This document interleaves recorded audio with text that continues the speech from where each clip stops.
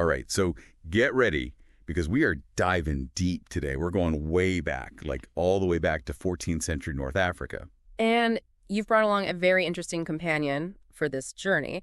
We're talking about Ibn Khaldun's Muqaddimah. An introduction to history is what it's known as, but honestly, Yeah. it's almost an understatement to just call this book ambitious. It's more like Ibn Khaldun just decided to write the ultimate how-to manual for civilizations. Yeah, like how they function. Like how they function, how they break down. He was essentially, the original sociologist. Centuries before sociology was even really a thing, he was figuring out patterns in societies. And what's so interesting about him, right, is that he wasn't just this scholar who was, off somewhere in an ivory tower, totally removed. Ibn Khaldun was out there. He traveled the world. Yeah, he was working in royal courts. He was even, negotiating with warlords like Tamerlane.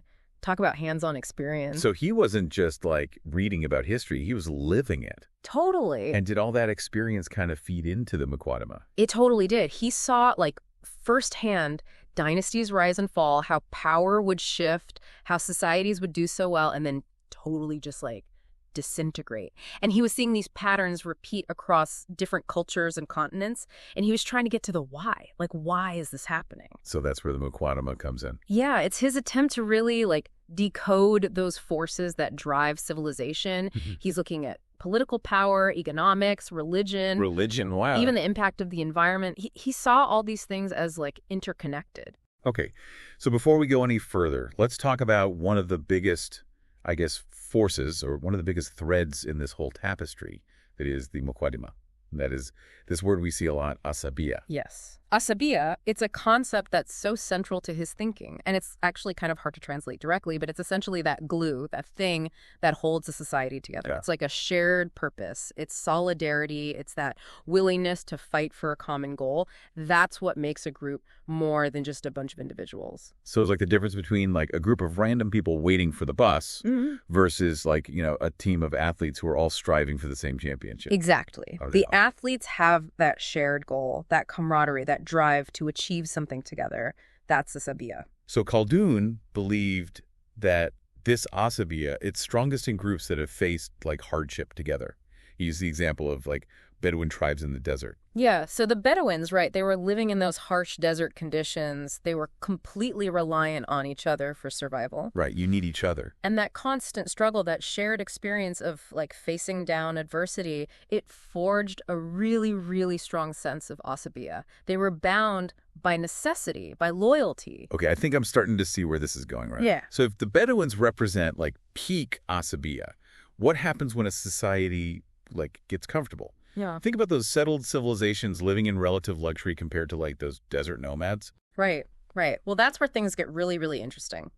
According to Khaldun, as societies become more prosperous, more powerful, something really, really crucial can start to erode. They can lose that edge, that hunger, that asabiyyah that fueled their rise in the first place. Think of it like a muscle. If you don't use it, you lose it. So all that fancy living, those banquets and palaces, not exactly conducive to maintaining that tight-knit, we're all in this together mentality. Precisely. Luxury can breed complacency. And as generations pass, the descendants of those who fought tooth and nail to establish a dynasty might be more interested in enjoying the fruits of their ancestors' labor than in maintaining that same level of struggle and sacrifice. It's almost like the story of empires is a story of going from camping outside the city walls to building a penthouse inside, and then forgetting how to defend either one. And that's when they become vulnerable. Because while they're busy enjoying the good life, someone else might be out there in the wings, hungry for power, with their own strong sense of asabiyyah. Khaldun saw this pattern repeating throughout history. Okay, so let's dig into some specifics here. Are there any historical examples that really illustrate this idea of how asabiyyah, or the lack of it, can make or break a civilization? Oh, absolutely. Look at the Mongols in the 13th century. They emerged from the harsh steppes of Central Asia with an incredibly strong sense of asabiyyah. They were disciplined, fiercely loyal to their leaders, and utterly ruthless in battle. It allowed them to conquer the largest contiguous land empire in history. Talk about a case of asabiyyah in overdrive. What about on the flip side? Any examples of empires that got a little too comfortable for their own good? The Roman Empire is a classic example. In its early days, it was characterized by discipline, austerity, and a strong sense of civic duty.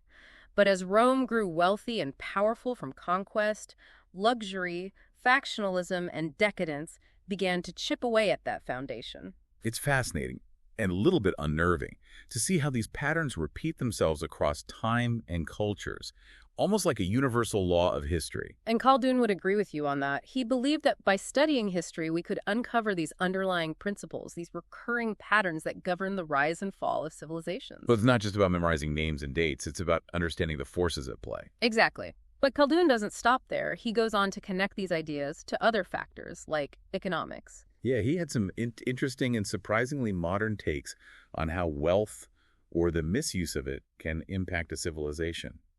It's almost uncanny how relevant some of his observations feel, even centuries later. He was particularly wary of what happens when rulers start to prioritize their own wealth and lavish lifestyles over the well-being of their people. Ah, yes, the old let them eat cake mentality.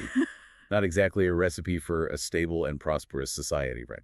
Tell me more about Khaldun's thoughts on this. He argued that when rulers become more focused on amassing wealth for themselves, they often resort to excessive taxation or exploitative policies to fund their extravagance. And when people feel like they're being unfairly burdened, resentment builds. And we know what happens when resentment festers. It erodes trust. It undermines that sense of shared purpose. And ultimately, it weakens Asabiyyah.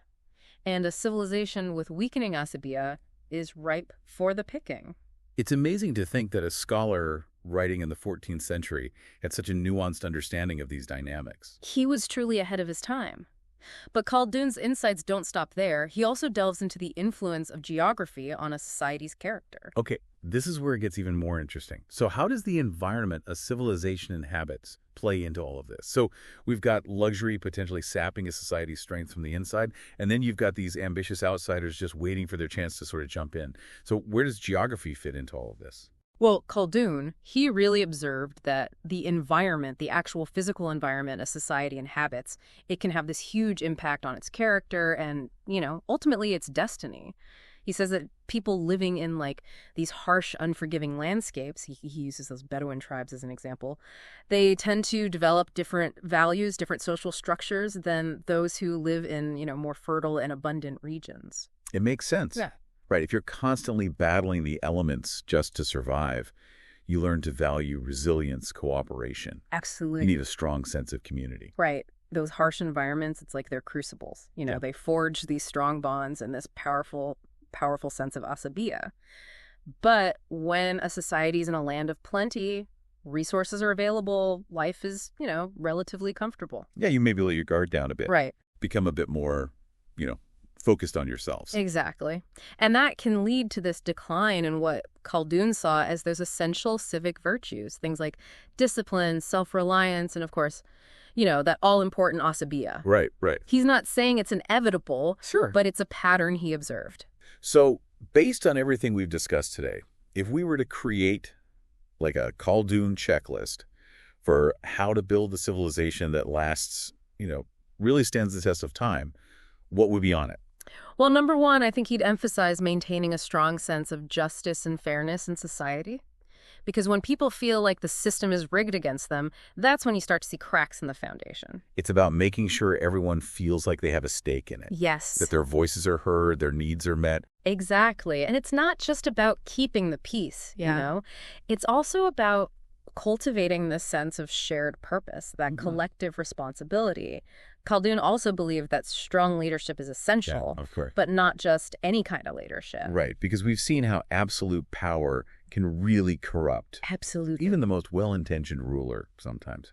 Yeah, he stresses the importance of leaders who understand they need to balance their own authority with the needs and, aspirations of the people they're governing. Makes sense. Leaders who surround themselves with wise counsel, who listen, who prioritize the common good over, personal gain. Yeah. Those are the hallmarks of a leader who can build a lasting legacy. This is not just about projecting strength. It's about fostering trust, collaboration, understanding. Exactly. And, of course, we can't forget his warnings about the effects of wealth and luxury, right? Yeah. He reminds us that, material prosperity is important, but you got to keep those impulses in check. Avoid falling into that trap of complacency, entitlement. that's toppled so many great civilizations before us. Right. It's about finding that sweet spot, Yeah.